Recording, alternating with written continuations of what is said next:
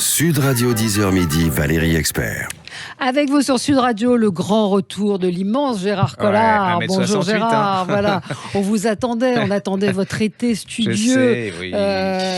511 livres, vous les avez évidemment tous lus en cette rentrée littéraire. Oui, bien sûr, c'est cela, oui. Non. Si j'avais Comment lu vous les faites 511, je ne serais d'ailleurs pas là. Comment vous faites Je ne sais pas, j'y vais au feeling, Ouais. j'ouvre les cartons de service de presse, je regarde la couverture, le résumé, et puis il y a des gens qui me disent tu devrais lire ça, donc on y va comme c'est un peu hasard quand même, c'est comme la vie, c'est le destin. C'est un peu dégueulasse, j'ai employé ce Oui. mot, 511 livres. Moi, je suis un peu désespérée. Parfois, je reçois des mails d'attachés de presse. Est-ce que vous avez lu ? Non, on ne peut pas tout lire. Non. Alors, effectivement, on y va un peu au feeling selon nos... Oui. Bon, moi, Seconde Guerre mondiale, ça fait des années que je vous dis que j'en ai marre. c'est mais vrai, c'est vrai il que peut parfois, avoir des l'enfant mouche, trucs. ça avait été très bien. Alors, il s'est passé un truc incroyable. Il faut quand même qu'on vous raconte, parce qu'avec Gérard, on ne se parle jamais, on ne s'aime pas beaucoup. En dehors de l'émission, non, c'est une blague. Mais c'est vrai qu'on ne s'est pas vraiment parlé pendant l'été. On a lu chacun nos livres. Et je lui dis, moi, j'ai un coup de cœur absolu. Et lui me dit, mais moi aussi. Et figurez-vous que c'est le même coup de cœur. Ouais. Ça s'appelle Avant les diamants. L'auteur s'appelle Dominique Maison. C'est paru aux éditions de La Martinière. C'est un livre dont on ne parle pas. Il n'est pas Amélie Nothomb, il n'est pas Lola Lafont, il n'est pas Emmanuel Carrère. Mais, parce que ça m'énerve aussi. Je peux faire un petit coup de gueule sur tous les ans. Ce sont les mêmes qui sortent un roman. Et tous les ans, c'est cela dont on parle à la rentrée sur le principe et ce sera un bon roman. Je suis désolée de revenir en arrière. Le livre de Joël Dicker qui est attendu comme le Messie, je vois sur votre page Facebook que les lecteurs ont été déçus. Moi, j'ai été déçue. C'est pas parce qu'un mec fait un best-seller ou un livre qui est bien une fois qu'il en fera tous les ans. Absolument. Donc, ne vous précipitez pas comme des moutons sur... Oui, puis il y a des gens qui ont la carte, ce qu'on appelle la carte, Absolument. c'est-à-dire que vous les voyez partout à la grande librairie, dans les arts occultés, Libération et tout, comme Emmanuel Carrère, Isabelle Carré, tout ça. Ça sert à rien. Nous, on n'en parlera pas de là. On ne parlera pas de ça ici parce que c'est pas notre rôle de parler de choses dont tout le monde va parler. Et puis, je sais pas.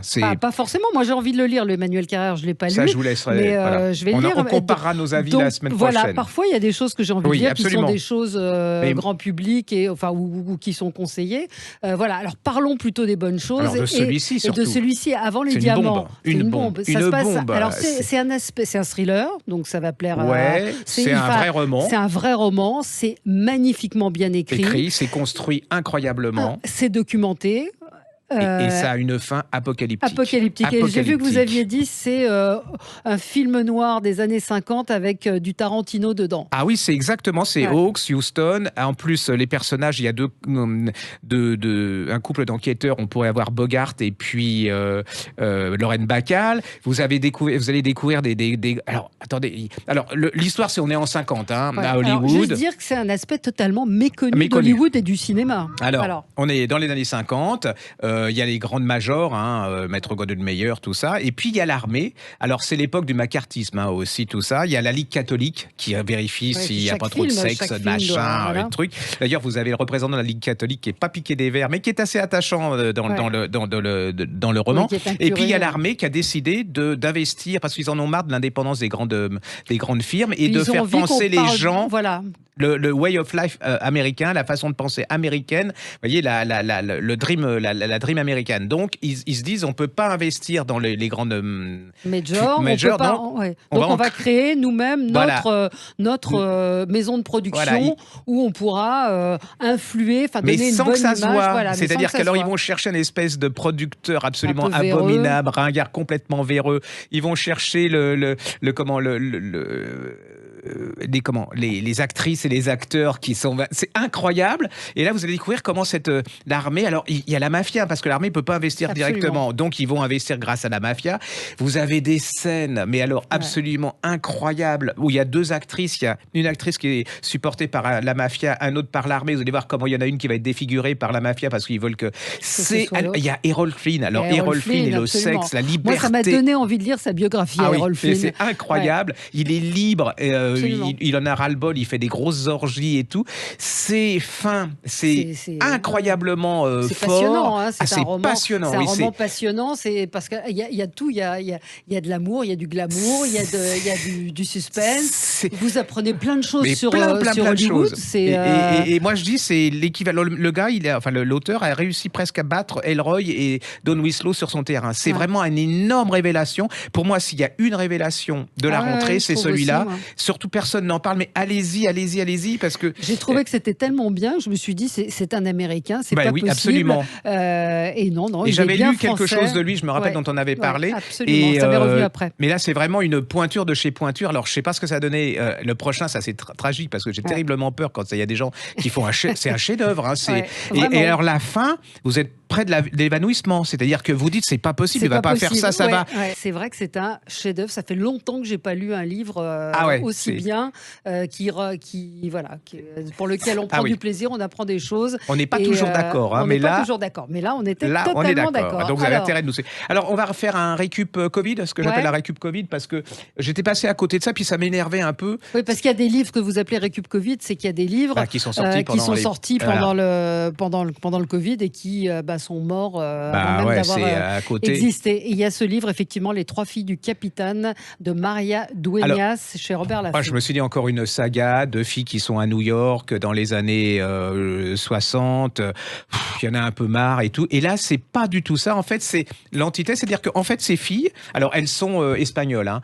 Le père, il va à travers le monde, il gagne pas beaucoup de fric. Elles sont assez contentes d'être en Espagne, dans leur village et dans leur ville. Donc, elles ont pas du tout. C'est ça la différence. Elles ont pas du tout envie d'aller aux États-Unis, à New York. Le père, un jour, il s'établit à New York. Il leur dit voilà, vous devez revenir. Ils voulaient venir me rejoindre. Elles n'ont pas le choix. Hein. Ce sont des femmes. On est dans les.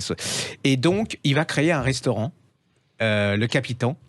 Alors c'est une catastrophe. Alors les filles, elles sont snobs comme des poux. Elles veulent pas le parler américain. Elles sont espagnoles. Elles parlent vraiment à personne. C'est vraiment des. Elles lui en veulent quoi. Et donc vous retrouvez dans ce New York des Espagnols en plus. Ça parce qu'on connaît beaucoup la communauté italienne, les Irlandais et tout. Mais l'Espagne on connaît pas du tout. Et là le père il a pas de peau. Il passe sous un container. Il se prend le container. Il est mort. Elle récupère le resto.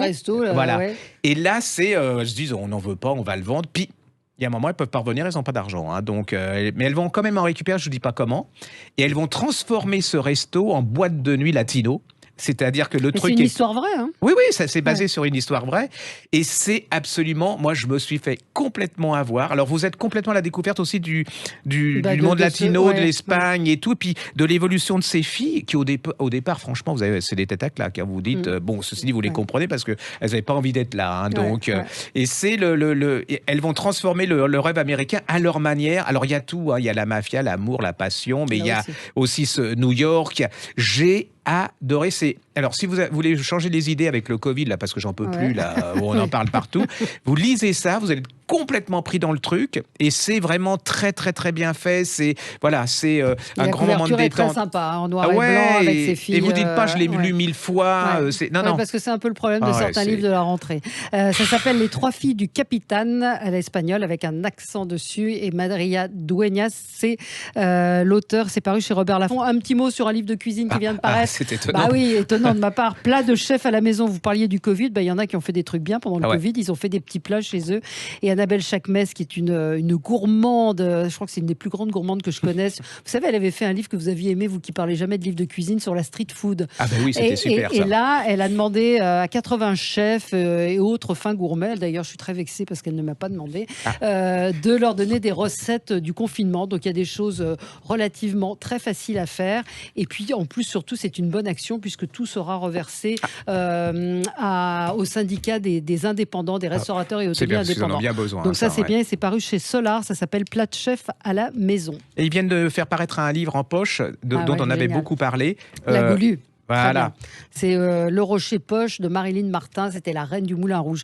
On avait adoré ce livre. Et alors ça, c'est vraiment la description d'une femme qu'on a caricaturée comme étant les Folies Bergères. Dans le Moulin Rouge, elle levait la jambe et tout. Et c'est pas du tout ça. C'est une femme qui est libre, qui va prendre son destin en main, qui va finir tragiquement, hein, parce qu'elle va être pauvre et tout. Mais allez-y, c'est vraiment toute une époque. C'est génial. C'est vraiment un des grands. Ça coûte pas cher. On vous donnera toute la semaine des livres de poche parce que ça vaut. Là, il vaut 8,90 €. Mais enfin, vous en avez pour votre argent. C'est une histoire assez étonnante et qui est au-delà de la caricature de la Goulue. Hein. Moi, j'ai beaucoup d'admiration pour cette femme. Et puis, c'est une époque. Hein, c'est-à-dire que pour les femmes, c'était très, très dur. Elle avait un courage.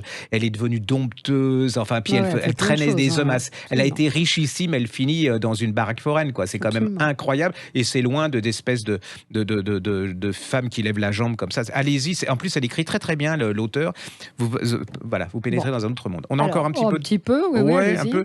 On reste toujours dans le livre de poche. Ouais. Sophia Wynne, on l'avait défendu aussi. Rhapsodie des oubliés. Pourtant, c'est le prix de Flore. Bah, dites donc, Oui, qu'est-ce mais qui se on passe? avait dit que c'était vraiment, ils avaient dû boire ou je sais pas, parce que généralement, il faut prendre le pire livre, le pire Ouais. livre de l'année, c'est le prix de Flore. Et là, il a eu c'est l'histoire de ce petit garçon qui est d'origine arabe, hein, maghrébine, et qui se retrouve à la Goutte d'Or. Et c'est tout. Alors c'est joyeux, c'est tendre, c'est aussi bouleversant. Il découvre le sexe, hein, et puis vous voyez comment il organise de sa fenêtre parce qu'il y a une fille qui se déshabille chaque fois. Il a zioté avec les jumelles, et là il installe des sièges avec ses copains. Et puis voilà, c'est érotico film chaque jour, et la mère découvre ce que c'est. C'est la solidarité, la générosité, c'est merveilleusement tendre. Ouais. Moi j'ai adoré. Et cette fille, elle a un talent fou. Allez-y, c'est vraiment pas cher, et vous allez découvrir ce qui se passe à Paris, hein, on caricature ces quartiers en disant c'est la violence. Bon, Non, c'est pas neuneux, c'est pas de l'eau de rose, hein, mais c'est une autre. Voilà. De voir. Et il y a plein de gens comme ça qui sont chaleureux, qui sont généreux, et puis qui sont un peu paumés aussi dans ce monde et qui voudraient bien partir pour voir autre chose. Allez-y, c'est une vraie petite merveille. Ça vous fait voyager. Un petit dernier, c'est un roman de la rentrée, ça, ou pas? Oui, c'est Maël Renoir. Il a écrit L'historiographe du royaume. C'est chez Grasset. C'est un livre absolument incroyable. En fait, c'est l'histoire d'un conseiller, d'un gars qui pas issu de la grande bourgeoisie, qui va il va être à côté du roi du Maroc, Hassan II.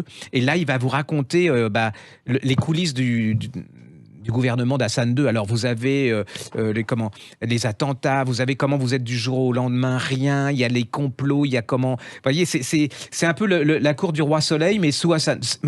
Alors si vous aimez l'histoire, vous allez adorer. C'est très très très bien écrit. Et vous allez découvrir le Maroc avec Hassan II, où c'est terrible. Hein, c'est-à-dire... et puis je suppose que ça continue toujours avec le côté de la cour, des courtisans. Du jour au lendemain, vous vous retrouvez en prison, votre famille n'est plus rien, puis vous revenez.